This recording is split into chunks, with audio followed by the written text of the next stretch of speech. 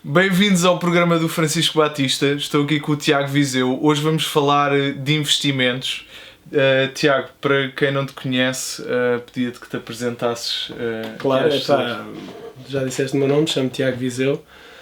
Trabalhei cerca de, acho que foram quase 12 anos no Banco BPI, na parte da gestora de ativos, portanto na parte que gera o dinheiro dos clientes do Banco BPI, das instituições, das pensões, dos clientes de retalho, que têm lá fundos de investimento, essas coisas todas, portanto, e geriam também a parte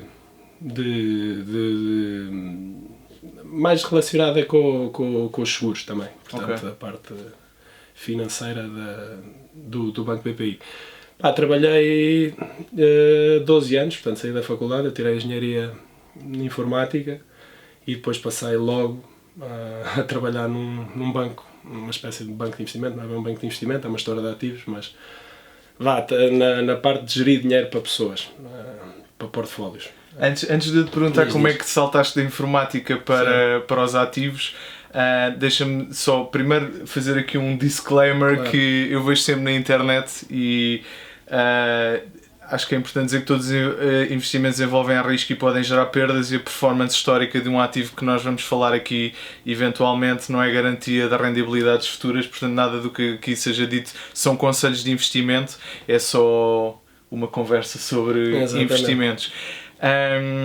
Também para te contextualizar, este tema tem surgido nos últimos meses e decidi pesquisar mais sobre isto porque descobri tive consciência que era completamente analfabeto financeiramente, que tu me disseste quando eu disse a maior parte das pessoas porque o tema parece que está feito para ser complexo, não é?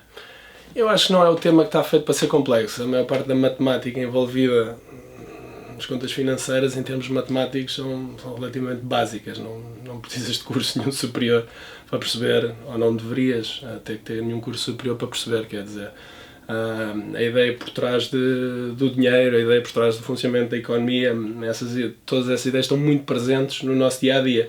Portanto, eu acho que se calhar com um bocadinho de autoaprendizagem, então hoje em dia há tantos recursos na internet, há tantos livros, o acesso à informação é relativamente fácil.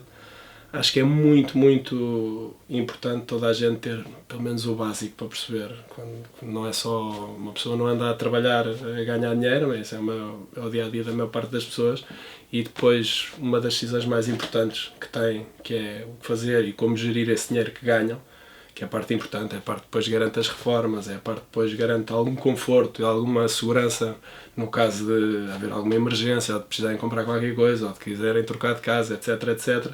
Se não tem um domínio básico das finanças, acho que pode ser muito prejudicial, e exemplos não faltam recentes, até na banca portuguesa, coisas que correram menos bem e as pessoas ficarem sem nada, ou com dificuldades que não precisavam de ter tido. Deixa-me só dizer que eu não tenciono que este vídeo seja nada daquele tipo de vídeos cá no YouTube de como ficar rico depressa. A ideia é mesmo... Até porque se alguém vos disser isso, fujam ou agarrem a carteira. Porque olha, isso é uma boa dica. Porque a minha perspectiva é mais de acautelar o futuro, de pensar, há toda uma possível perspectiva de não haver reformas quando nós somos mais velhos na segurança social. Há toda a ideia de que, aliás, que eu me consciencio... Isso é uma coisa que, quer dizer, é verdade. Há muitos estudos, e as contas são relativamente fáceis de fazer. E agora aqui há uma ressalva importante, que é assumindo que a trajetória se mantém nos próximos X anos, não é? E essa parte é importante porque o futuro é um bocado imponderável. Pode haver uma catástrofe natural, pode haver um boom de nascimentos, pode haver tecnologia milagrosa que nos permite tirar ainda mais produtividade da economia. No trajeto atual e com as condições atuais, acho que a maior parte das pessoas não devia se estar a preparar para descontar até aos 65, aos 67, ou lá com que idade é que eles vão agora, para depois receber uma... Quer dizer, basicamente é fazer outsource. A decisão mais importante é quando vocês estiverem mais vulneráveis e mais a precisar de dinheiro, é nessa altura que estão dependentes de terceiros. Isso para mim Então daí ainda mais importante conhecer todas as possibilidades para poder acautelar o futuro. Exatamente, eu acho que sim. Então, e começando do início, como é que tu passaste da informática para os investimentos?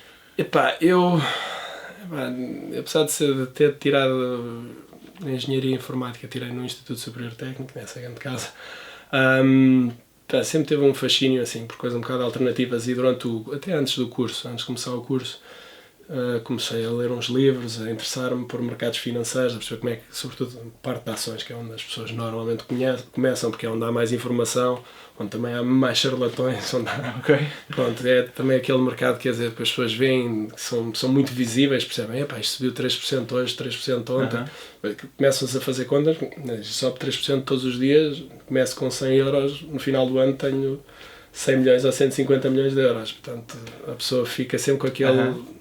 Como é que isto funciona, como é que isto pode funcionar, isto é que é um casino gigante, não é?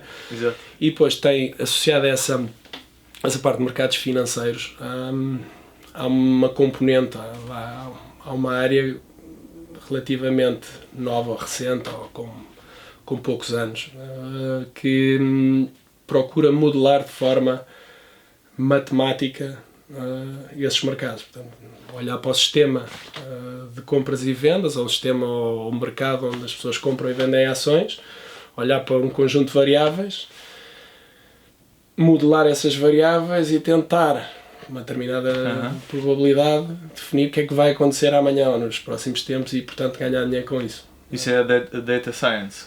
É uma espécie de Data Science aplicada aos mercados financeiros, chama-se Quantitative Analysis, portanto, análise quantitativa. Portanto, é pegar um sistema que tem muitas, podem ter as variáveis todas que vocês quiserem, podem olhar para o tempo, podem olhar para o preço do dia anterior, o preço de há 6 meses, podem olhar para as notícias, podem olhar para um conjunto de variáveis, aplico uma modelação qualquer matemática e chego à conclusão, olha, devo comprar ou vender neste caso, ações. Pronto, comecei-me a interessar por essa parte e depois havia depois, quando estava quase a acabar o curso, fui assistir uma apresentação na altura de Francisco Magalhães Carneiro, que foi depois, era o meu primo, chegou a ser o meu primeiro chefe, do Banco BPI, que ao contrário dos outros bancos na altura, era muito mais aberto nesse aspecto. Portanto, para alguém que tirava algum curso relacionado com engenharia ou física ou biologia, ou cursos, se calhar, que não têm muito a ver com economia e finanças, que é aquela área mais tradicional de recrutamento, ele era aberto a contratar pessoas dessas áreas. E pronto, e aí entrei eu. Acabei a trabalhar na BPI Gestão de Ativos, trabalhava com um matemático, com o Tiago Santos, que ainda hoje trabalha no Banco BPI, e o que eu comecei por fazer foi a programar, portanto a parte de programação, toda essa modelação financeira que tinha também andado a treinar antes de acabar o curso, etc, para tentar prever o resultado, neste caso para ações americanas. E que tipo de classes de ativos é que é possível comprar? Ações, há obrigações? Podes falar sobre o que é cada uma delas e quais é que são, o que é que há disponível? Hoje em dia, então, há um sem número de classes de ativos que uma pessoa pode investir. Poder não quer dizer que se deve, mas portanto é preciso depois distinguir. Tradicionalmente tinhas as ações, e uma ação é um título que dá uma percentagem como dono da estrutura, que é da parte de equity da empresa. Não sei se sabes como é que se organiza um balanço de uma empresa, mas a ideia é uma empresa, isto é muito simplificado, mas uma empresa tem donos, não é? Sim. E os donos são shareholders. Esses shareholders são os donos das ações. Portanto, tu quando compras uma ação da EDP no mercado financeiro, neste caso na Euronext Lisboa, ficas dono da EDP. Ficas dono com 0,000% e, portanto, o teu poder de decisão na empresa tende para zero, não é? Ou é muito perto de zero. Portanto, seres dono ou não ser é mais ou menos indiferente até chegares a uma certa porcentagem da empresa. E isso é o que é uma ação. É um título que dá direito e que depois dá direito aos resultados da empresa. E dá direito a comprar e vender esse título. nos mercados cotados. Depois, outra parte importante, isto depois distingue-se na casa dos bancos, é muito complicado, mas eu vou simplificar. Tens uma parte que é dívida. Eu posso, quando uma empresa se financia... São as obrigações. Exatamente, quando uma empresa se financia, ou pede dinheiro aos seus donos, não é? Os donos, quando a empresa é formada, metem lá X de capital, mas depois pode ir pedir dinheiro emprestado aos mercados. E é isso que é obrigações. Okay. É tu, em vez de seres dono da empresa, passas a ser obrigacionista da empresa. Que em termos de estrutura de capital até é mais importante. Ou seja, antes de mais peço, estou um bocado rouco. Está-me a gostar um bocado de falar hoje. Não é o tema, que o tema agrada muito, mas é mais o tempo, que não tem deixado assim. Queres um copo de água? Não, sem problema, depois já vemos aí qualquer coisa. No caso das obrigações, o título de dívida é a parte de dívida das empresas, dá-te direito, se comprares uma parte dessa parte da estrutura de capital, ficas obrigacionista da empresa. Isto em termos de estrutura de capital até está acima das ações, ou seja, todo o dinheiro que a empresa chega ao final do ano, faço essas contas, mas isto é uma simplificação muito simplificada, exatamente. Se tu olhares para chegas ao final do ano, a empresa deu, imagina, 100 euros, vamos aqui simplificar, não é? 100 euros de lucro, sim. Prejuízo não há nada para distribuir. Mas antes de dar esses 100 euros de lucro, esse lucro é o lucro para os donos. Okay. Mas antes de dar esse lucro, tem que pagar a quem está acima na estrutura de capital. Portanto, é toda a parte obrigacionista, dos empréstimos bancários, etc, etc, que estão acima.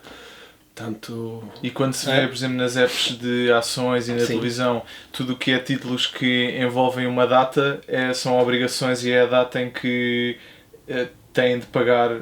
As obrigações têm algumas características. Por exemplo, a ação é um título que, pronto, ficamos donos de qualquer coisa. É um título acionista, é isso. O título obrigacionista é um bocadinho diferente. Normalmente, quando alguém empresta, se eu te emprestar dinheiro, uma da parte importante é saber quando é que eu recebo esse dinheiro de volta. Não é? Porque, no caso de uma ação, uma pessoa está a dar uma espécie de fundo perdido, é uma espécie de uma obrigação perpétua. É uma coisa parecida com uma ação. Que é, eu ponho lá dinheiro e é até o fim do mundo. Exatamente.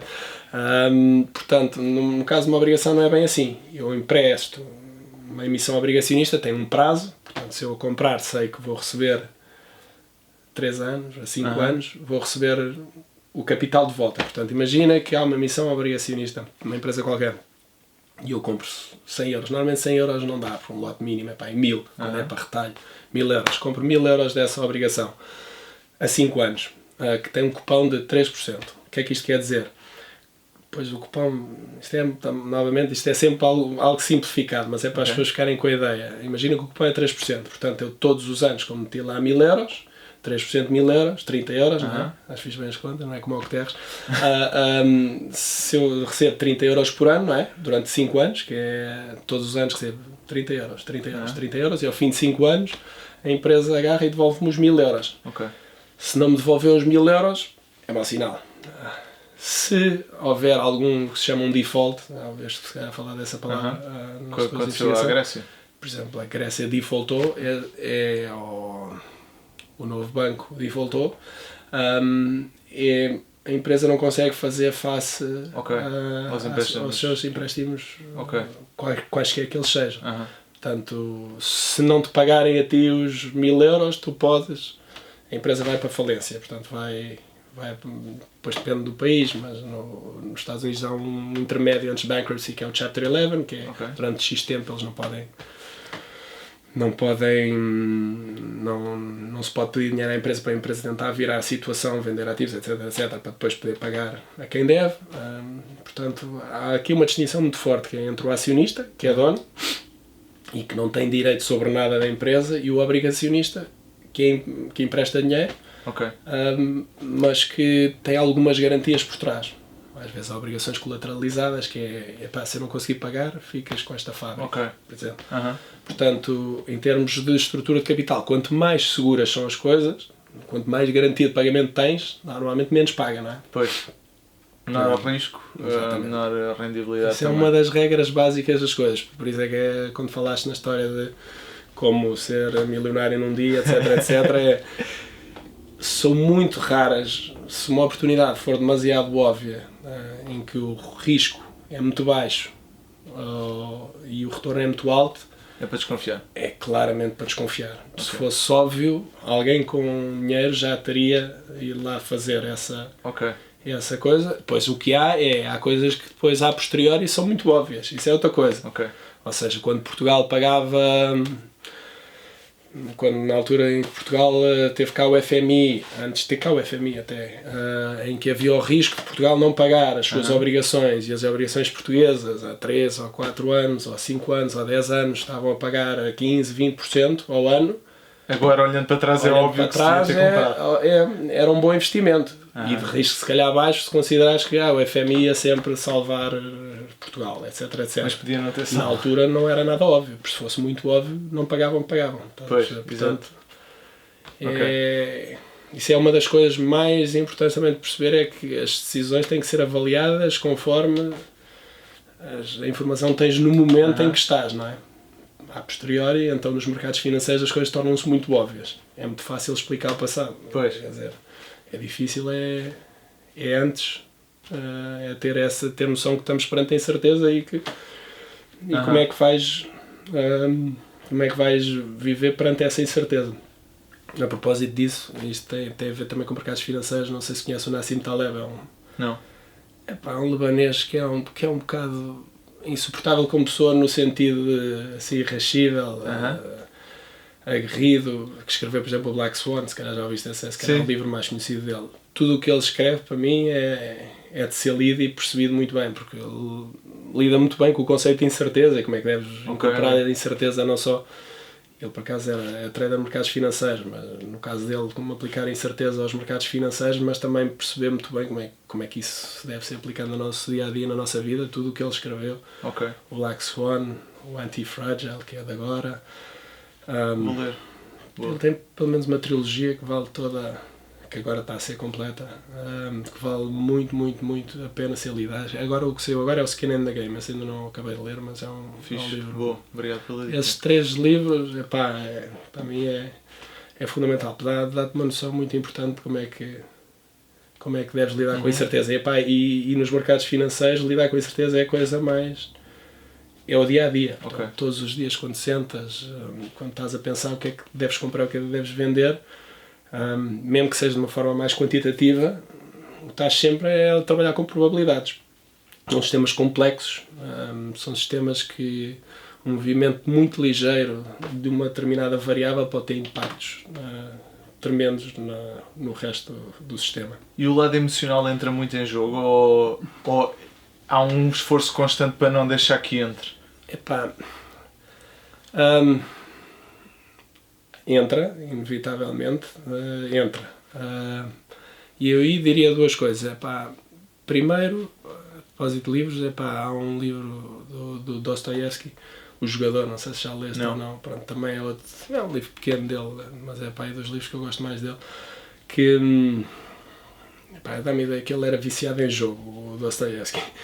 Porque a descrição que ele faz de toda aquela emoção do ganho, do perder, do estar a perder e estar completamente nas covas e meter mais dinheiro atrás, e aquela sensação de ficar sem barriga, sem fundo, até são descrições maravilhosas do que é. E isso tem algum paralelo sobre o que às vezes tu podes sentir quando trabalhas nisto mais no dia-a-dia. Mas voltando ao ponto inicial, tem mais a ver. Os mercados financeiros, quer dizer, tens pessoas que têm imenso sucesso como investidores, das mais variadas áreas. Tem malta que é 100% quantitativa, a malta que, como o Warren Buffett, que não é muito quantitativo, gosta de ler os resultados das empresas e parece ter algum poder preditivo aquilo que ele acha, porque as escolhas que ele fez no passado tornaram-no, agora já não é o homem mais rico do mundo, mas está no top 10 há não sei quanto tempo. Portanto, pelo menos soube escolher. Pois, eu, dos vídeos de YouTube em que o ouvi falar, ele diz sempre que lê os relatórios das empresas, mas ele depois nunca revela e guarda para ele, ou não, a forma como ele escolhe investir. Ou fica sempre um bocado... Às vezes não é fácil meteres no papel, sobretudo se é uma coisa menos matemática, não é por um processo de investimento ou um processo de pensamento qualquer não ser fácil pôr em papel, que ele não vale a pena. O que isso torna é pouco replicável, não é? Ok. E como é pouco replicável, em termos científicos, se calhar vale pouco. Também podes dizer, olha, o Warren Buffett tiveste não sei quantos milhões de investidores nos últimos 100 anos, pela própria distribuição das coisas, inevitavelmente haveria uma pessoa que, sei lá, metes 10 mil pessoas a mandar moedas ao ar. Ao fim de 100 lançamentos, se calhar 10 mil não chega, mas 100 mil pessoas a lançar, ao fim de 100 lançamentos, houve uma pessoa que saiu-lhe tudo caras, estás a perceber? Se a pessoa é talentosa a escolher o lançamento da moeda, não é talentosa, teve sorte. Exato. Quer dizer, se tiveres um número suficientemente grande de ocorrências, a probabilidade de qualquer coisa que pode acontecer vai acontecer. Okay. É uma espécie de lei dos grandes números. Portanto, há quem diga que o Warren Buffett é um fluke desse género. Ok. Porque ele investe sobretudo tanto que... pelo que tu dizes, que é, eu não consigo estar a replicar o que ele faz. Portanto... Ou pelo menos ele não revela a forma como faz, porque ele diz que lê... Ele lá revela, se olhares para ele, é ele e o Charlie Munger, que é o... Até acho mais graça. O Charlie Munger é o parceiro dele da Berkshire Hathaway. Tanto ele como o que ele diz é passa o dia a ler. Acho que tem uma história qualquer, perguntaram ao filho o que é que o pai fazia em casa. E ele dizia que o meu pai lê, a profissão do pai era ler. Portanto, é passar o dia a ler, mas depois há quem diga que isto é porque ele é bem relacionado. Porque, pessoalmente desses investidores maiores, o que gosto mais, é a malta que não pode nem vê-lo, é o Soros. É uma espécie de... o George Soros. Tem uma história engraçada. Agora tem para aí 80 e tal anos. 80 e poucos. É húngaro. Judeu húngaro. Quando era novo, com a invasão nazi, com a história da Segunda Guerra Mundial, andava a comprar e a vender moeda nos mercados financeiros ou locais, tipo mesmo na rua, e depois foi para o Reino Unido e é conhecido como The Man That Broke the Bank of England. Okay. É uma história engraçada, diz ver, vale a pena. Vou pesquisar. Pronto, esse é... Estamos a falar antes disto começar da diversificação. Tanto o Warren Buffett como o Soros não são adeptos da diversificação. Okay. É do género, aquele ditado que é Don't put all your eggs in the same basket. Eles põem. Eles put all your eggs in the same basket and watch that basket like a hawk. Okay. É assim, a coisa deles é investimentos colossais em 3, 4, 5, 10 coisas. Ok. Antes de passarmos à parte de diversificação, vamos voltar à parte dos tipos diferentes de ativos. Falámos das ações, obrigações, obrigações, depois para o comum dos mortais, estas outras classes de ativos se calhar interessam menos, assim de uma forma mais ou menos óbvia, mas os derivados, que eu pessoalmente... Isso é o quê? Isso por acaso não... Um derivado é um instrumento que tem como subjacente outra coisa qualquer. Portanto, daí o nome derivado, ou derivative, que pode ser o que tu quiseres, basicamente. Os futuros, se calhar, são os mais conhecidos, que é... Quando eu digo pode ser o que tu quiseres, pode literalmente ser o que tu quiseres. É um exemplo de um derivado. Se nevar mais que não sei quantos milímetros durante as próximas 2 semanas, eu recebo 100 mil euros. Isso é um derivado. Okay. Outro derivado, e depois os derivados têm algumas características, vamos simplificar, mas a ideia subjacente por trás de um derivado que é que então não se compra a coisa em vez das duas, uma, a coisa é difícil de comprar, portanto no caso do tempo, como é que tu compravas o tempo contrário? Tens que ter alguém, neste caso uma seguradora, um banco de investimento que te está do outro lado. Com o derivado tem 2 lados, tem o comprador do derivado e tem o vendedor do derivado. Okay. Tens essa característica. E depois, onde é que eu ia? Estávamos a falar, e depois pode ter as características todas que tu quiseres. Neste caso, por exemplo, os futuros. Os futuros ou as opções são derivados cotados. Os futuros. Futures and options. Esses é que têm mais risco porque dependem... Não tem mais risco. Um futuro, os futuros de opções são a maior parte deles são derivados cotados, ou seja, tem um standard. Por exemplo, um futuro sob o Standard & Poor's 500. O S&P 500 é o índice das ações, das 500 maiores ações, não são bem 500, mas tentam ser mais ou menos 500. Já te vou pedir para explicar o que é um índice também, só para o pessoal que não percebe nada do assunto não se Eu disse ao princípio que isto era fácil, os conceitos básicos são fáceis, depois os detalhes, como em tudo, não são fáceis. Mas se calhar sabendo daquelas coisas, tipo, Pareto Law, que se chama, saberes 20%, dá-te acesso a 80% do benefício. Depois os outros 80% são difíceis de ter e trazem-te um benefício residual. É um bocado esta a ideia. Mas pronto, os derivados, a ideia por trás dos derivados, porque é que são tão perniciosos e porque é que as pessoas falam aí, os derivados, é que normalmente tem um mecanismo de alavancagem por trás, de leverage, que é tu compras um derivado, mas tens exposição a 10 ou a 100 ou a 1000 do subjacente desse derivado. Portanto, eu compro... Como é que dá-me uma aplicação Dou-te um exemplo prático. Vamos falar se calhar um índice... Sim, vamos para os índices, porque é os derivados, se calhar, mais simples. Um índice qualquer de ações europeias.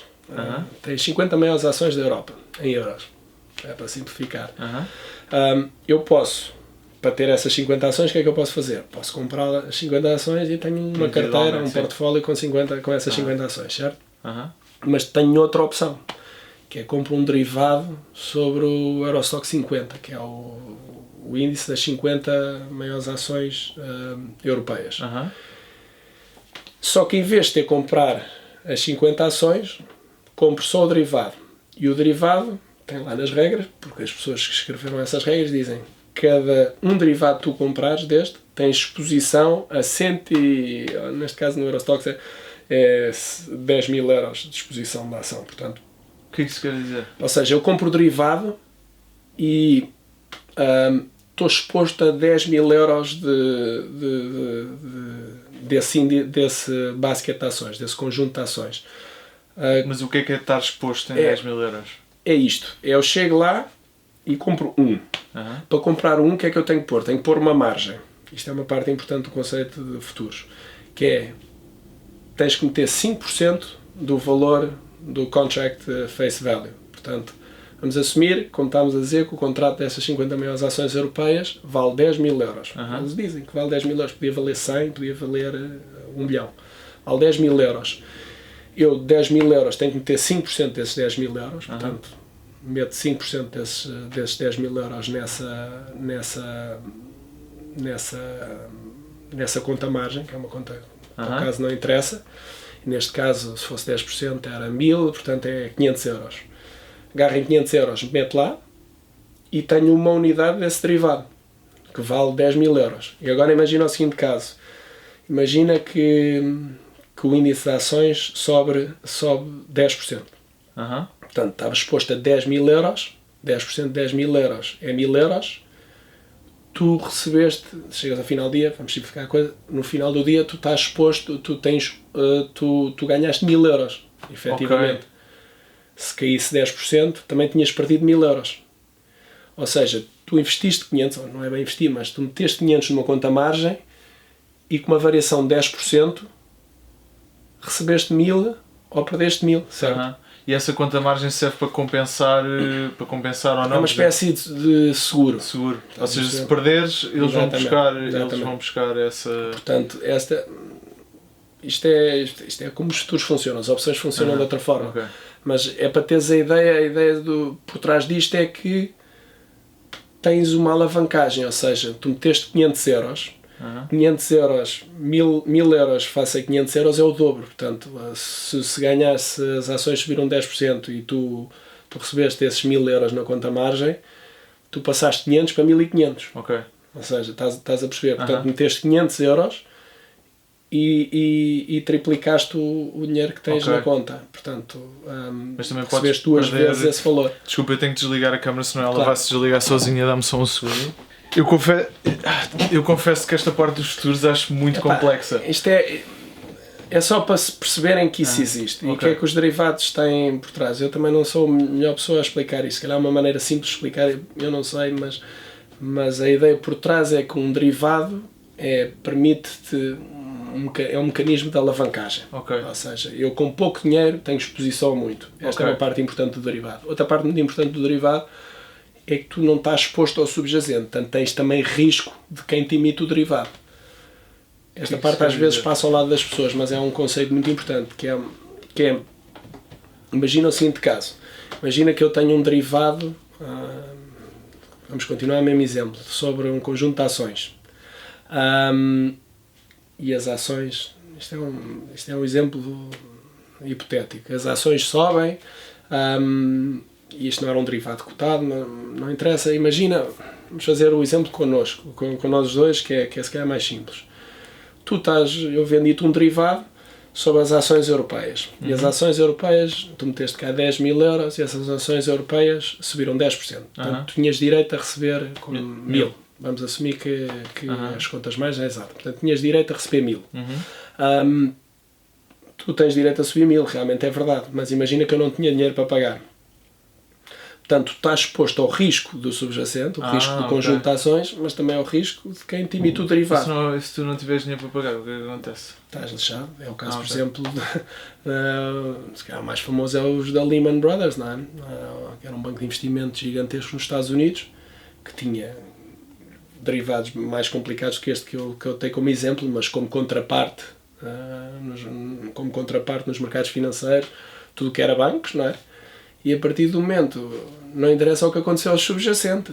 Se eles não têm dinheiro para pagar, então tens ali dois riscos. Isso é uma coisa que às vezes as pessoas não cautelam ou não pensam bem, que é, tu podes ter as decisões todas certas, mas tens o que se chama um risco de crédito considerável, como nesse caso.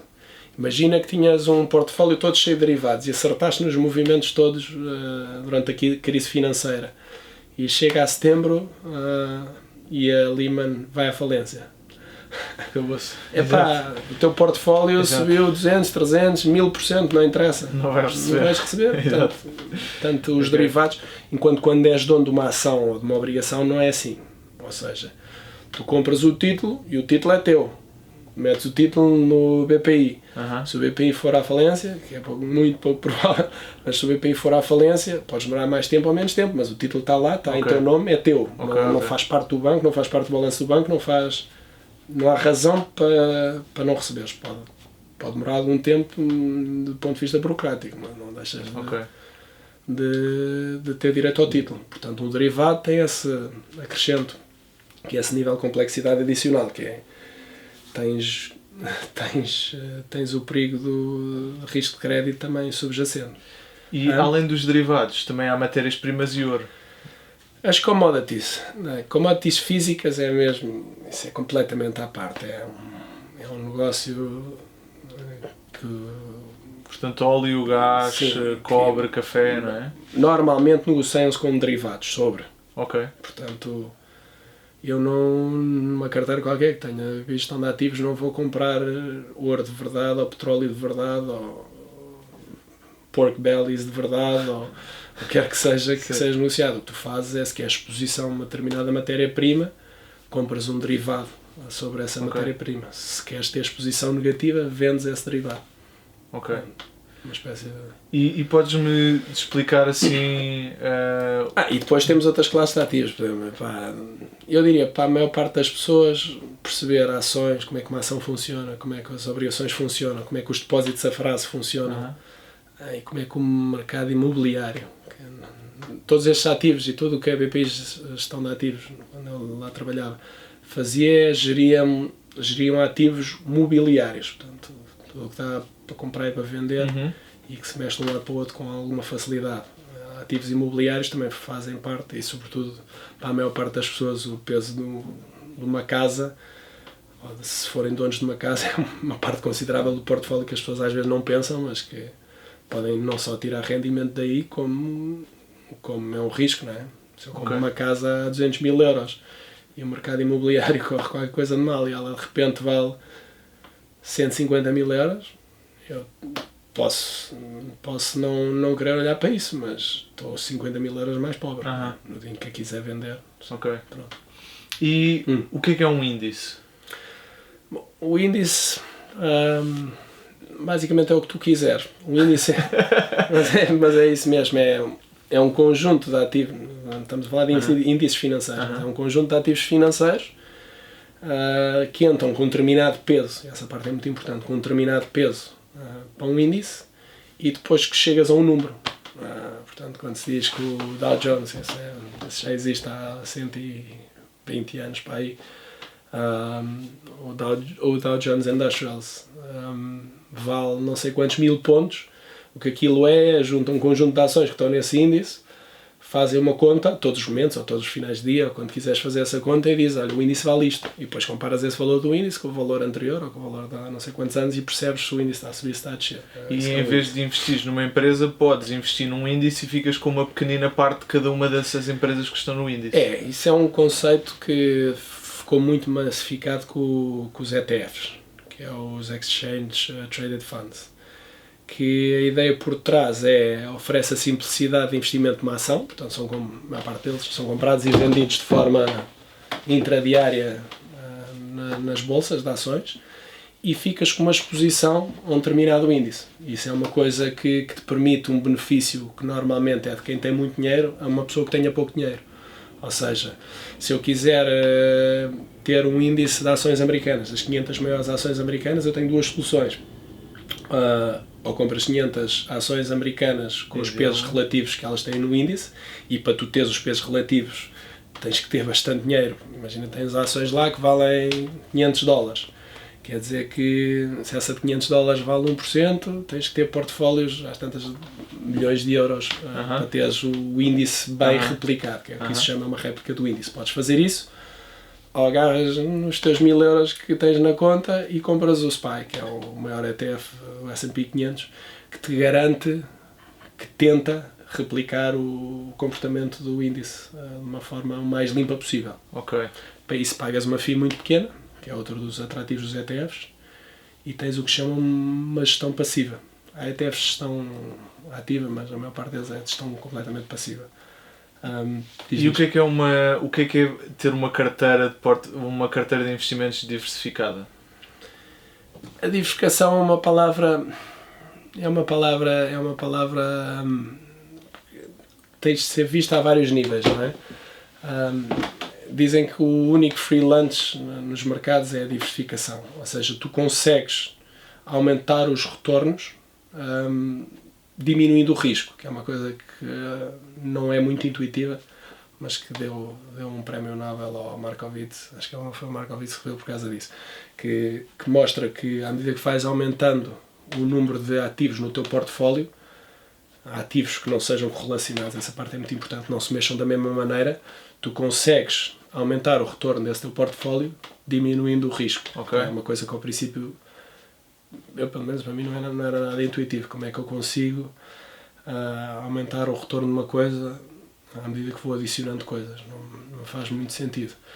Mas isso tem a ver com elas equilibrarem-se? Tem a ver com elas se mexerem de formas diferentes em tempos diferentes. Okay. É um bocado esta maneira básica de dizer as coisas, mas é isso que é. Umas coisas sobem quando outras descem, outras coisas descem quando outras sobem, e em média, que é o que interessa, isso é outra das coisas que muitas pessoas às vezes não têm noção, que 90% dos retornos é asset allocation, é tu acertares com a tua diversificação ou com as tuas classes de ativos. Portanto, é muito, muito importante, é se calhar a coisa mais importante. Se tu, uma pessoa qualquer, quer pôr essa pessoa qualquer, vamos dizer que tem um portfólio de 1 milhão de euros. Esse 1 milhão de euros, se tu disseres, meteu 1000 euros numa coisa super arriscada, uma probabilidade muito alta de ir à falência, é uma estupidez.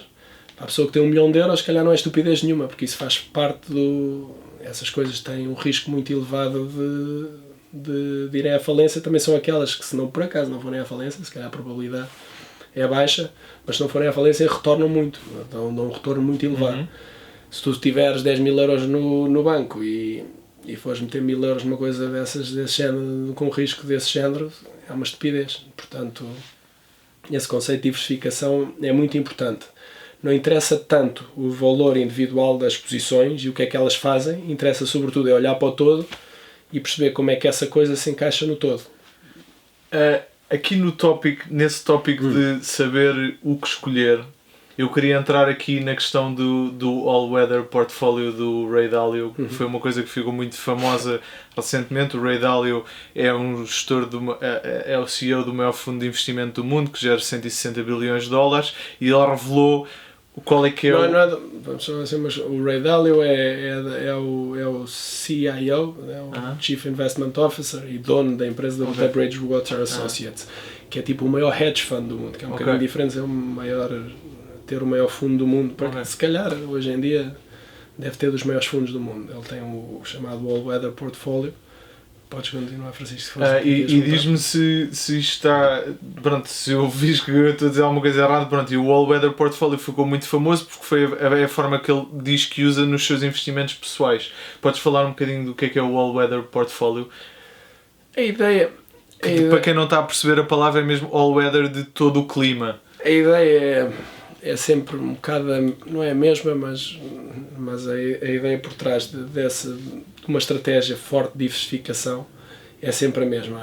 A diversificação é uma espécie de proxy para a estupidez, ou seja, evita-te, e por estupidez, se calhar para a estupidez uma palavra forte, mas evita-te, porque aqui o que interessa é tu não morreres, morreres no sentido de uma perda completamente irreparável. Portanto, a ideia é teres um conjunto de ativos financeiros pesados. Ele tem uma forma muito própria de pensar a economia e de pesar os ativos financeiros que quer ter em carteira e chegar a um portfólio que qualquer que seja o comportamento futuro, e aqui é uma parte muito importante, é assumir que não sabes prever o futuro. Eu, pelo menos, nunca conheci ninguém que conseguisse, pelo menos nas coisas que interessam, e, portanto, como tu não sabes qual vai ser o futuro, assumes que esta é o conjunto de ativos ou a carteira que eu quero ter para que me faz frente, não interessa o que vier a acontecer à economia, aos mercados, imponderáveis, etc. etc.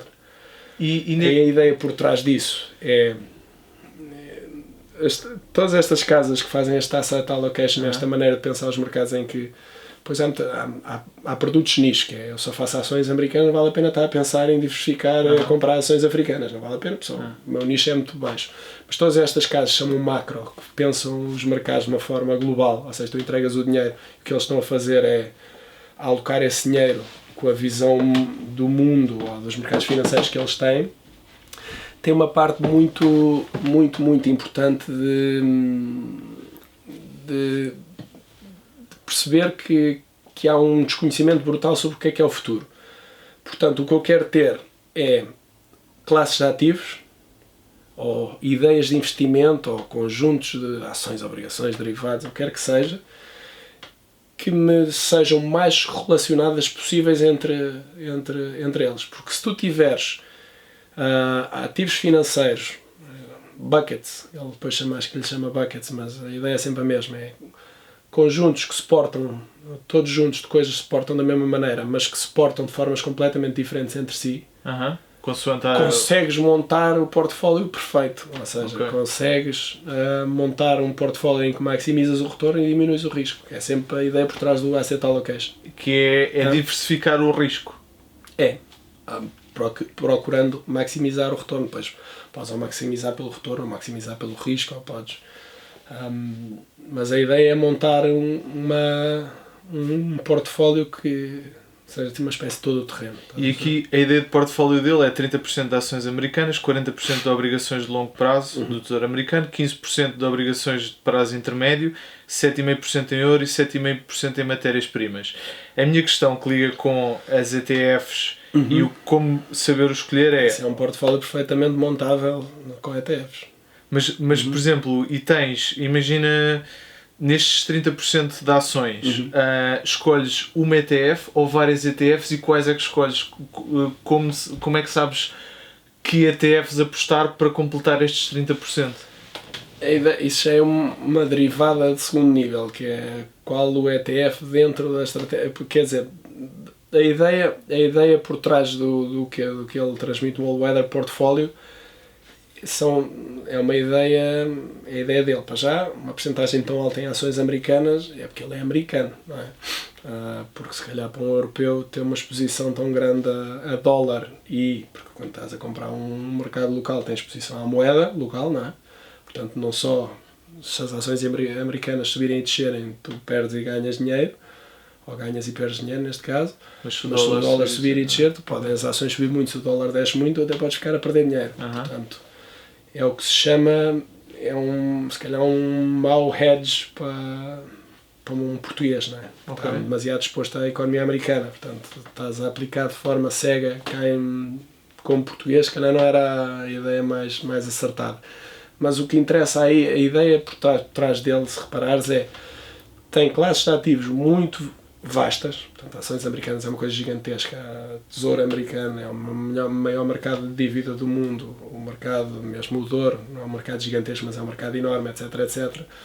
O que ele tem aí são conjuntos muito grandes de ideias. Tu mesmo que agarras nisso, e imagina que em vez das ações americanas compravas ações europeias, a correlação das ações americanas com as ações europeias, 90 e tal %. Portanto, é ser acima de 90 de certeza. Isto era replicável num ambiente que não o americano. Claro. Agora, a maior parte das pessoas a montar um portfólio desses, havia duas coisas que lhes fazia confusão.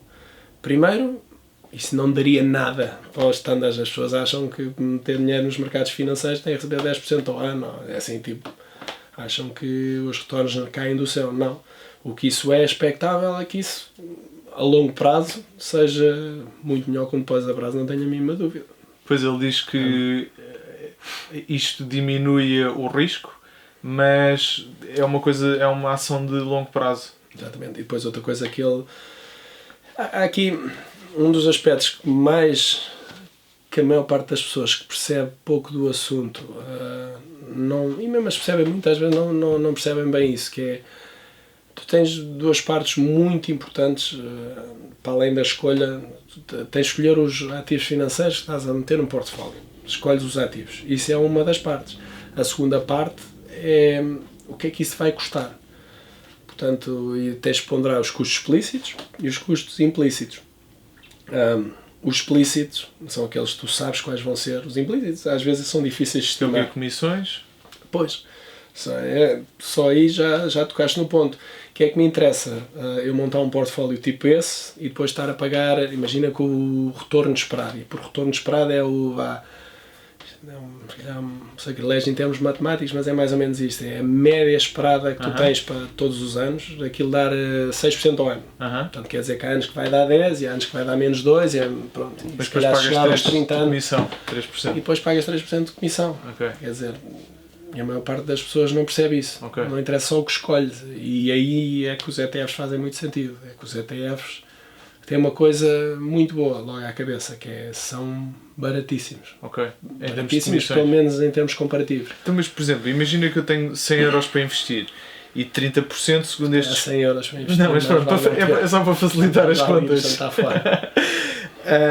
E, portanto, 30% disto seriam em ações.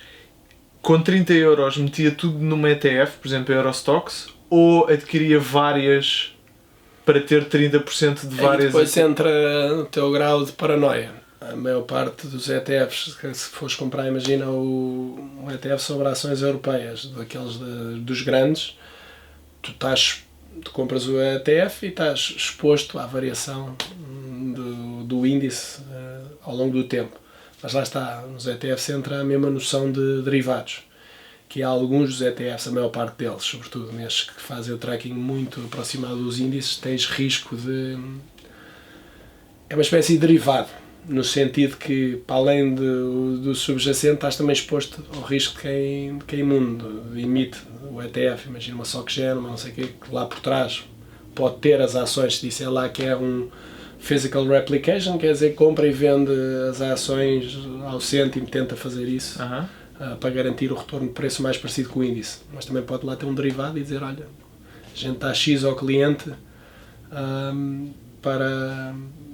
vamos dar o retorno do índice, ponto final, deduzido de uma comissão qualquer. E se houver problemas com esse ETF, se calhar mais uma vez acertaste no que querias, mas pode não dar em nada. Pode não dar em nada. Okay. Portanto, eu diria que os ETFs, parte fundamental as comissões serem muito baixas. Mais baixo, melhor. A regra é esta. E depois, entre replicação física ou replicação via derivado, 1000 vezes a replicação física. A replicação física tem um entrave. Qual é que é a replicação física? Física é o ETF garante, está lá no cláusula, quando compras, que está a comprar e vender as ações que estão nesse índice. Portanto, se a empresa dos ETFs que te emite esse ETF for à falência, tu és dono daquela parte das ações, portanto tens o retorno mais ou menos garantido de outra forma. Enquanto se for uma replicação virtual, normalmente tem a vantagem que parece muito mais real o tracking, porque como é virtual tu dizes que é aquilo deduzido uma comissão, portanto não há razão nenhuma para aquilo não ser matematicamente correto, mas tens um risco que não está explícito, que é esse risco de contraparte, que é o que se chama risco de contraparte. E isto aqui, pronto, isto da pesquisa que eu fiz, esta diversificação de risco funciona porque na economia, pronto, eu estou a ler notas, se me disseres, diz-me se há alguma coisa aqui que não faz sentido. Sim. Há 4 estações de tempo em que... Isso é uma simplificação. Acaso, se vocês... Isso é uma coisa que vale a pena ser vista, é um vídeo que tem para aí 30 minutos no YouTube. Acho que se chama How the Economy Works, é mesmo o Ray Dalio que o narra. Acho que esse vídeo é da Bridgewater, não é? E é o Ray Dalio a narrá-lo. É um bocado... Ele trabalha nisto há umas dezenas valentes de anos e ele publicou o que ele considera ser como é que a máquina da Economy Machine works, portanto, como é que funciona. E a grande coisa por trás disso é que tem 4 pontos. São estas 4 estações. Que é se há aumento de crescimento, as ações, o ouro e as commodities têm uma boa performance, diminuição de crescimento, as obrigações têm uma boa performance, aumento da inflação, o ouro e as commodities têm uma boa performance, e diminuição da inflação, ações e obrigações do Tesouro têm uma boa performance. E nesta diversificação de risco, independentemente do que aconteça, as outras equilibram-se. Ele chega... Isto é mais uma espécie de axiomas, não é? Ele está a dizer... No passado foi sempre assim e há razões matemáticas e lógicas para as coisas serem assim. Quando a economia cresce isto e acontece, é as conclusões que ele tira. E tem sido assim no passado e logicamente faz sentido. E depois, com base nessas 4 estações, ele tenta montar um portfólio que assume que não sabe qual é a estação em que está, nem para a estação é que vai, nem como é que se vai comportar. E daí o nome All Weather.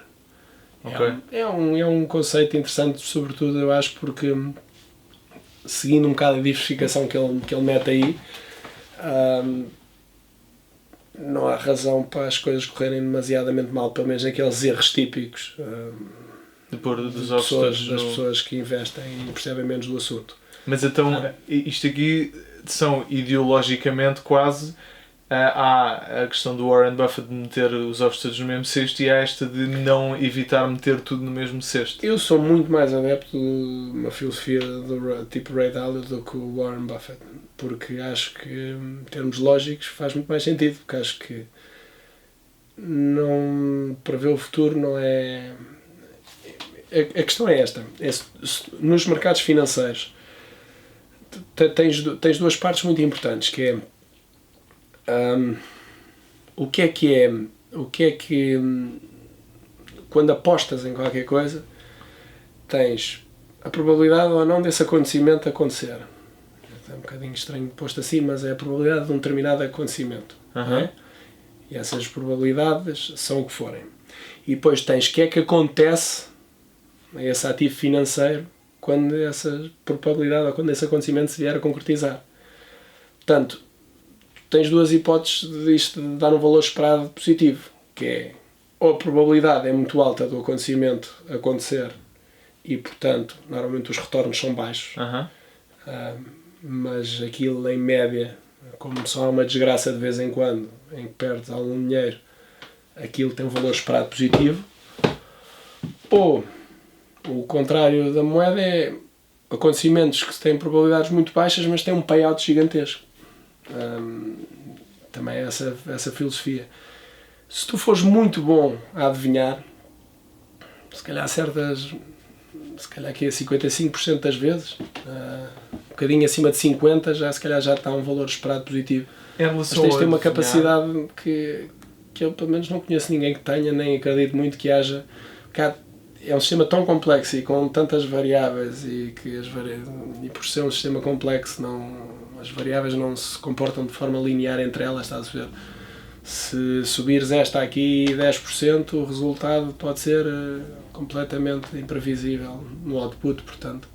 Aquilo que eu li sobre o adivinhar é que não vale a pena sequer tentar, porque há empresas como a Bridgewater com milhares de pessoas a fazer cálculos matemáticos para adivinhar, portanto o cidadão comum em casa não tem hipóteses. Essa parece-me essas empresas, muitas delas têm dificuldade em competir nesse negócio. Imagina realmente o que é para uma pessoa sentada em casa. Também a questão é, se calhar não pode jogar ao jogo deles. Eles têm muitas vantagens, mas têm algumas desvantagens. Uma desvantagem muito grande de gerir dinheiro para institucionais, como aquilo que eu fazia na BP Gestão de Ativos, é que não interessa muito o que tu achas.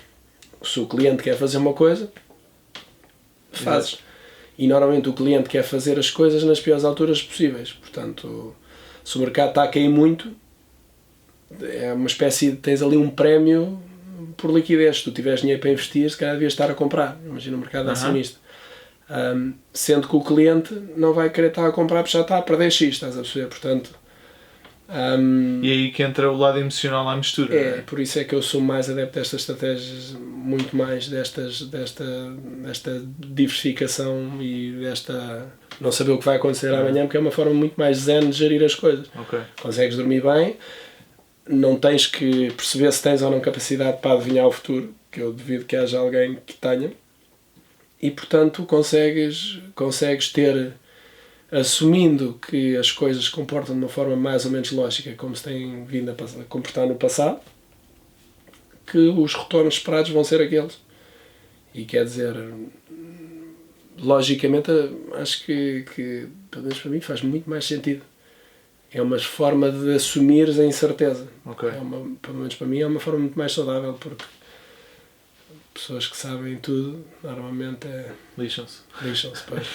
Até podem acertar às vezes sem querer, mas mais tarde ou mais cedo. O mercado, numa perspectiva mais macro de 30, 50, 100 anos, equilibra-se sempre, ou seja, uma grande queda, as pessoas entram em histeria e vendem, mas se não vendessem, inevitavelmente subiria. Aí entra a questão do que se chama o survivorship bias, que é uma espécie de... Tu estás a fazer essa avaliação a posteriori e só estás a considerar nessa avaliação as coisas que sobreviveram. Há um livro conhecido que é o Stocks for the Long Run, assim, não me lembro o autor, mas é um livro conhecido.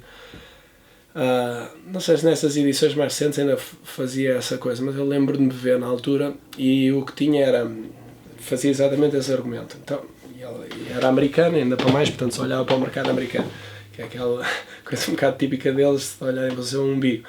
Mas o que ele fazia é, porque é que eu não hei de cada vez que o mercado cai, basicamente estou a comprar uma coisa que depois no futuro vai dar dinheiro, mas ele está a fazer essa avaliação com os dados que tem hoje, porque se fizesse essa consideração em 1900 e fosse, por exemplo, argentino, ou alemão, ou não sei o número de países que tiveram desgraças pelo meio, ou japonês, ou o que é que seja, o que lhe acontecia é o mercado começava a cair por causa de um default qualquer, e se pusesse a comprar ações Portugal no 25 de Abril, não é? Quando tu tens o mercado a cair, às vezes ele cai. Se o mercado sobreviver, foi uma excelente escolha teres comprado as coisas mais baratas, mas às vezes os mercados não sobrevivem. Desculpa, eu tenho que voltar aqui a desligar. Mas então, nessa perspectiva, o difícil é ter sempre calma, entre aspas, de perceber, ok, este é um momento para investir. A questão é a seguinte, apesar de parecer que o mundo vai acabar. Tens de sempre ponderar, mas às vezes o mundo acaba mesmo. A questão é essa. Okay. Portanto, tens de sempre ter isso em consideração. O argumento é cai e compra. Pronto. E nos últimos 105, 120 anos nos Estados Unidos isso foi uma boa decisão. Mas 20, 30 ou outros países teria sido uma péssima decisão. Okay. Portanto, a posteriori, claro que se tu estás a comprar uma coisa que caiu e que não morreu, e a tendência das economias, isso é a mesma coisa um bocado recente, mas dos últimos 100 anos 200 anos, 300 anos é a questão do crescimento, é sempre, isto assume sempre que tu estás a crescer, não é? Porque no dia em que deixaste de crescer, essa equação deixa de fazer sentido. Podes comprar hoje uma coisa e amanhã vale menos. Okay. É assumir que no futuro vais ter mais produtividade, vais conseguir espremer ainda mais o crescimento económico. Tem corrido muito bem, sobretudo ao mundo ocidental nos últimos 100 anos ou 150 anos, mas pode não ser assim, às vezes o mundo acaba mesmo. Okay. Não é? Se vivias na Babilónia e ias ser invadido por mongóis e era uma desgraça e podias comprar um ativo qualquer financeiro, compravas muito barato, mas depois a seguir morrias, ou equivalente, ou perdias o teu dinheiro todo, portanto. Isso assume, eu acho que é uma estratégia mais ou menos sólida para quando tu tens alguma visibilidade sobre, porque às vezes é uma questão mesmo de liquidez. Ou seja, há pessoas que estão a vender porque têm que vender. Okay. Os clientes institucionais que têm que vender porque o cliente manda, porque não podem ter ativos demasiado voláteis, porque há muitas razões para vender. Às vezes não é só porque não gostam do ativo. Não? Okay. Então, há muitas razões. Se tu achares que isso é saudável estar a comprar nessa altura, pode ser um bom investimento, mas também pode ser uma desgraça. Não é? Uma boa maneira de se defenderem disso é a questão de não comprar ativos individuais. Como assim? Ou seja, porque por menores, esses vão mesmo à falência. Ou seja, apostar... A Axil vai dizer para comprar o BES 2 meses ou 1 mês antes dele falir. Quer dizer, casos pontuais são mais fáceis de acontecer desgraças do que um caso mais global. Por exemplo, numa ETF em que tens muitas empresas. Diversificas esse risco. Okay. O retorno também, se acertares, não é tão grande, mas o truque, quando estás a gerir o teu dinheiro, a tua fortuna, o teu portfólio, o que quer que seja, é não podes morrer, não podes deixar numa situação em que estejas comprometida e a fazer aquilo que não gostas na pior altura possível. Normalmente acontece, quando as desgraças acontecem, é que tu vais ter que tomar a decisão que é mais prejudicial para ti e com a mão forçada, que é isso que não queres. Portanto, a diversificação fundamental e a diversificação a todos os níveis. Estamos aqui a falar. Pegar no caso de Portugal. Na altura da crise em Portugal, da dívida soberana, a crise recente, o mercado português fartou-se de cair, não é? Se tivesses comprado algumas ações em particular, no caso estamos aqui a falar de ações, mas podia ser de obrigações, mas se tivesses comprado ações em particular, corria-te francamente mal. Imagina que apostavas num novo banco, imagina que apostavas num Banif, e a lista continua, não é? Uma PT, quer dizer, ações que eram gigantescas no índice, estás a ver? Não, BES não vai à falência, EDP não, a Portugal Telecom. Pode ser, estou estrela à frente e não sei o quê, de certeza não vai à falência. Mas por outro lado, obrigações nessa altura... Se tivesses comprado um índice de ações portuguesas, tinhas tido um retorno extremamente agradável nessa altura. Tinhas? Ou tinhas perdido menos, entre aspas? Não. Neste caso não, estamos a falar desde o tempo da crise soberana. Que é até agora, neste período todo até agora. De 2011 até agora, por exemplo. Okay. Uma avaliação, não precisavas acertar muito no ponto. Porque às vezes tu estás mesmo a oferecer liquidez ao mercado. O facto de toda a gente estar a querer vender e tu estás a querer pôr dinheiro, há muita oferta de papel e tu estás a oferecer liquidez, estás a pagar por uma coisa, portanto, pagas abaixo e portanto é esse efeito que estás um bocado a capturar. Mas se tivesse investido em índices, num índice nessa altura, mesmo com a queda do BES e do Banif, tinha compensado? Claro. Por todas as outras? Todas as outras. Ok. Se tiveres uma ação no portfólio que compraste a 100 e vai para 0, pronto, mas que ela só pesa 5%, perdeste 5%. Se tiveste as outras 10 ou 20 ações que valiam 100 e foram para 200, perdes 5% daquela e depois ganhas 5% desta, 5% desta, 5% destas, somas. Ok, fixe. Portanto, a diversificação tem essa vantagem, é um dos elementos particulares, porque não precisas escolher muito o ativo. Não precisas perceber especialmente do ativo, estás a escolher o bolo. Ok. E qual é a tua opinião sobre planos de poupança-reforma? Especificamente os baseados em fundos de investimento que utilizam estratégias dessas de compras de ações e de obrigações, etc. Não gosto. Não gosto mesmo. Por uma razão que é... Tem uma parte boa, mas que é um bocado estúpida, que é... Sim, mas isso obriga as pessoas a poupar. Está bem, obriga as pessoas a poupar, mas não é por obrigar as pessoas a poupar que isso não é uma característica boa. Basicamente é que é uma característica má das pessoas, não é tanto uma característica boa do produto. Portanto, o que eu acho que é sempre importante é muito difícil o que é dizer fazer bem, mas é muito mais fácil dizer o que é fazer mal. Portanto, tirares o que é mau. E o que é fazer mal? Os PPRs. Então, dos PPRs. Tens de pensar, um PPR, tu ao meteres dinheiro, estamos a falar do exemplo dos PPRs, estás basicamente, não estás, mas estás a hipotecar. Quanto mais tempo passa, até pelo menos te reformares, a hipotecar o uso desse dinheiro que estás lá a meter, não é? Sim. Não é? Portanto, estás a diferir impostos para depois, numa altura futura, poupares em impostos. Portanto, pelo caminho metes o tempo.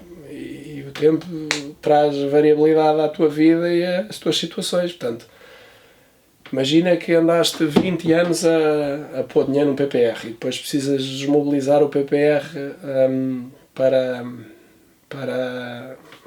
fazer uma emergência qualquer. Tu vais pagar os impostos todos até aquela altura, andaste a pagar 20 anos de comissões que não são muito baixas no caso dos PPRs, não terias se calhar sido melhor servido se tivesse um conjunto de ETFs na tua carteira, um conjunto de ações, por exemplo, um all-weather portfólio, uma estratégia qualquer que tivesse ações e obrigações de uma forma mais ou menos ponderada, de uma forma mais ou menos global via ETFs, em que as comissões são baixíssimas, mas mesmo e podes comprar e vender quando queres. Mesmo tendo em conta, porque uma coisa que me atraiu nesses PPRs de fundos de investimento é que os impostos sobre os lucros são 8%, enquanto nos outros investimentos são 28%. Então não vendas. É um facto que os impostos sobre ações, quando vendes uma ação, é 28% da mais-valia, certo? Sim. Mas é só da mais-valia, não é? Mas a determinada altura a pessoa, ou eu hei de querer o dinheiro. Está bem, então nessa determinada altura pagas os impostos. Ok. Estás a perceber? Ok. Não tem mal nenhum, não é uma estratégia de todo estúpida. Tu comprares, queres um PPR feito, um PPR caseiro, é todos os meses os 200 euros que ias meter no PPR, não sei o quê, compras um ETF de ações global. Pronto. Ok. O que é que estás a apostar? Estás a apostar que o mundo não vai à falência. Pronto, ou que não há uma desgraça, ou que não há uma guerra mundial, pronto. Que o teu PPR também não se portava bem se houvesse um caso desses. Até que se o PPR se portasse bem, o banco que custodia o PPR pode se portar mal. Portanto, em vez disso, tens uma carteira tipo esse género. Ok. Quando as ações que descerem, vai. Quando as ações, pronto. Em média, se o mundo crescer, se a economia mundial crescer, nos próximos 20 anos, ou 30 anos, ou não sei o quê, vais ter um retorno considerável. Ok. Consideravelmente melhor do que num PPR, não tenho a mínima dúvida disso. Ok. Com a maior liquidez, com a capacidade de poderes comprar e vender quando queres. Ok. E depois podes ser esperto, dizes, pagas 28% das mais-valias, não é? Imagina o seguinte, imagina que eu chego ao final do ano e preciso de vender, simplificar, uma quantidade qualquer que me dá 1000 euros de mais-valias, certo? Sim. Se tens um all-weather portfólio, podes ter a certeza que tens uma parte do teu portfólio que está a puxar para baixo, porque senão não era all-weather. Quer dizer que há alguma descorrelação entre as classes. Podes chegar lá e limpar uma parte das menos-valias. Vendes o que está a perder e vendes o que está a ganhar, certo? Aquilo faz o netting, portanto, somas as mais-valias, subtrais as menos-valias. Aquilo dá X em impostos, mais baixo do que seria só vender, e ao mesmo tempo que vendes essa parte que que precisavas mesmo de vender, voltas a recomprar a parte que estavas a perder dinheiro. Portanto, não... Ok. Estás a perceber? Não é certo. As menos-valias podem não ser más. Ok. Sobretudo no all-weather portfólio.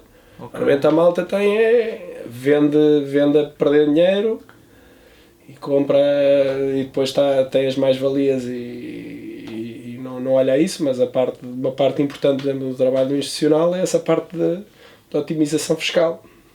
Ok. E uma coisa que eu li que se deve fazer no all-weather é, pelo menos uma vez por ano, equilibrá-lo. Porque, por exemplo, se as ações subirem muito, ou vender, ou comprar mais... Porque a ideia do all-weather é essa. É que tu, no momento, o ideal seria em todos os momentos do tempo, estás preparado para tudo. A ideia é essa, não é? Isto a gente está sempre a falar no all-weather do Dalio, mas pode ser uma estratégia mais básica de só ter um ETF de ações e de obrigações, por exemplo, uma coisa mais simples. Mas a ideia é que quando uma classe de ativos sobe, ela está a pesar mais no portfólio. Portanto, quando ele diz que deves ter 10% em ações, imagina que tens uma estratégia qualquer diz que deves ter 10% em ações, e essas ações fartaram-se subir, agora de repente já pesam 15% do teu portfólio. Tu deves reequilibrar e vender esses 5% para voltar às medidas iniciais. Depois tens que pesar duas coisas, é os custos, porque cada vez que vais comprar e vender vais pagar. Portanto, há ali um meio termo entre o comprar e o vender e o teres o portfólio, porque teres um portfólio com 10% de ações ou teres um portfólio com 15% de ações é muito parecido. Teres um portfólio que tinha 20% de ações e que agora tem 80% de ações, tens um desequilíbrio grande. Portanto, e a questão da compra e venda é boa para esse equilíbrio fiscal? Pode ser. Deves jogar com isso também. Mas fora isso é mantê-lo, não é? E deixá-lo estar? É não mexer. A forma mais fácil de ganhar nos mercados financeiros é não mexer. Independentemente do... Porque se mexer sabes que custa dinheiro. Mais uma vez é remover o que fazes de mal. É não comprar e não vender. Ou fazer isso o mínimo possível. Boa dica. Porque esse é uma espécie de tirares retorno negativo à tua carteira, não é? Porque esse sabes quanto é que vai custar. Agora o que vais ganhar com o teu portfólio não sabes isso. Portanto é um bocado isso. Boa. Nós temos 18 minutos até o cartão acabar.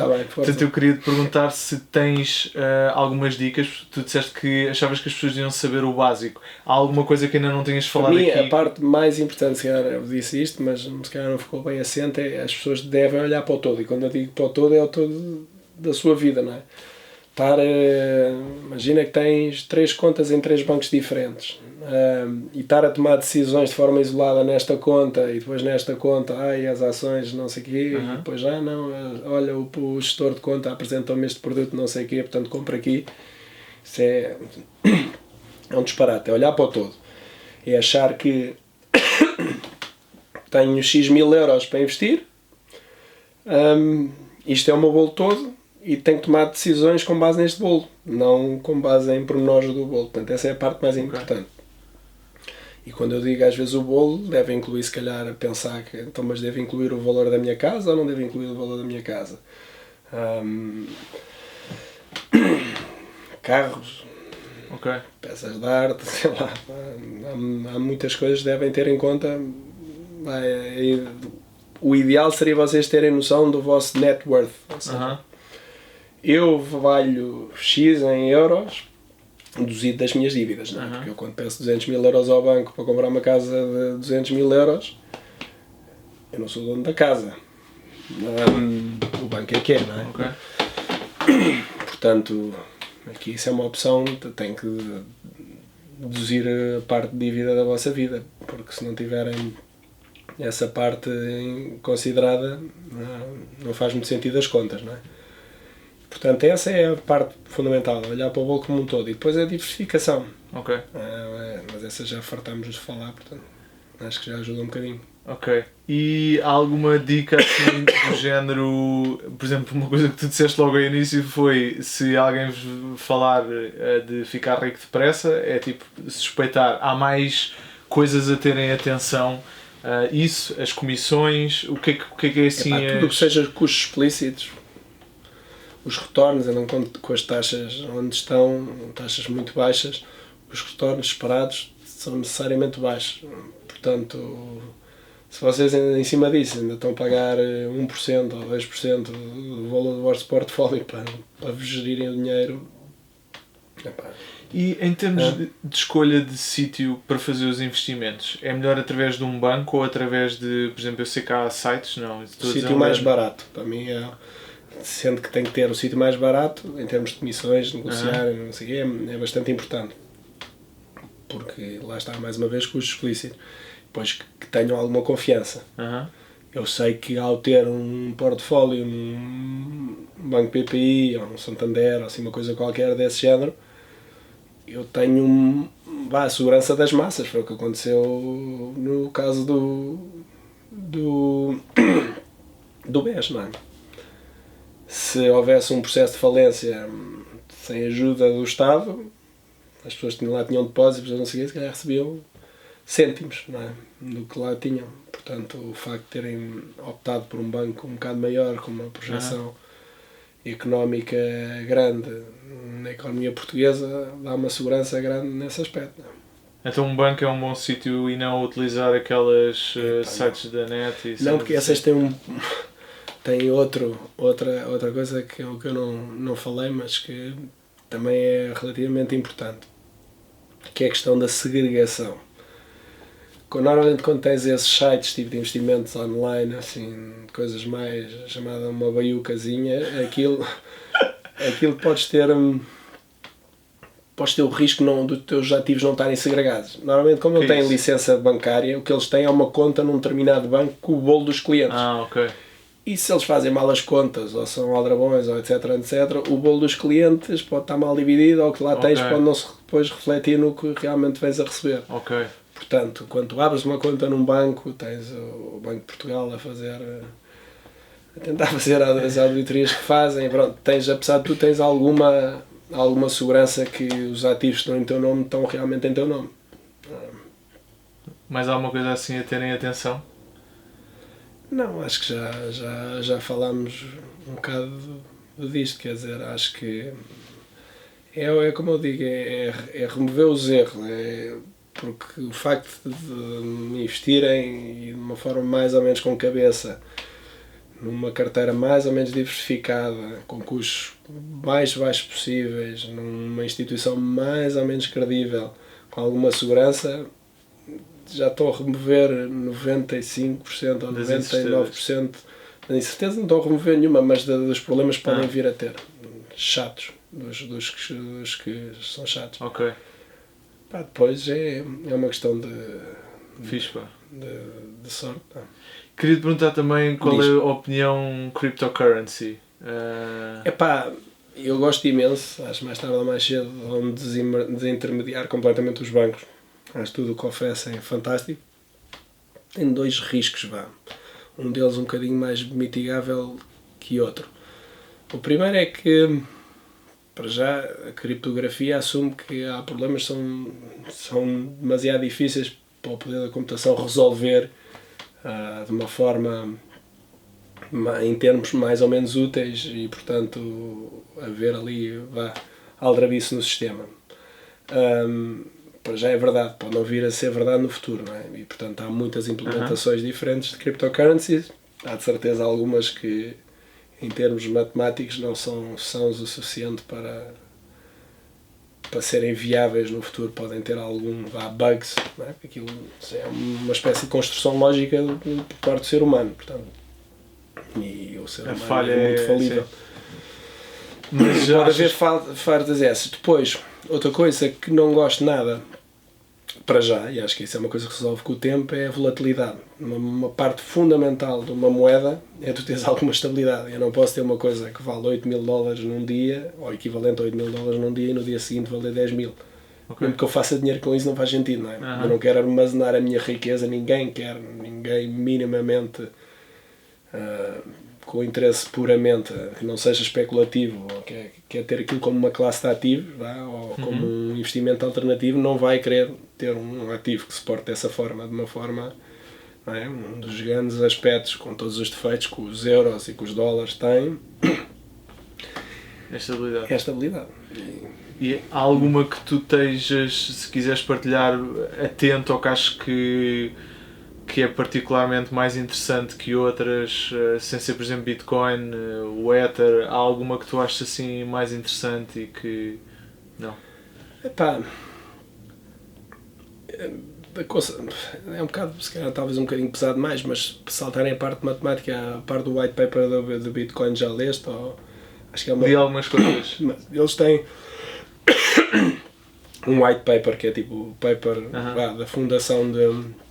Há uma frase que eu curto bem que o Satoshi Nakamoto diz: isto não vale, ou qualquer coisa como isto não vale nada, mas um dia vai valer se gente suficiente acreditar que isto vale alguma coisa. É uma espécie de ironia, mas que é o que se passa com tudo o que é moeda na face da Terra, pelo menos agora. Antigamente ainda se podia trocar por ouro, hoje em dia €1 vale o que vale, porque se eu te agarrar €1, tu dás o mesmo valor ou dás um valor parecido ao que eu dou e, portanto, podemos transacionar. O dinheiro desintermedia, é uma espécie de mecanismo de confiança entre as pessoas. Eu não preciso ter confiança nenhuma em ti para fazer negócio contigo.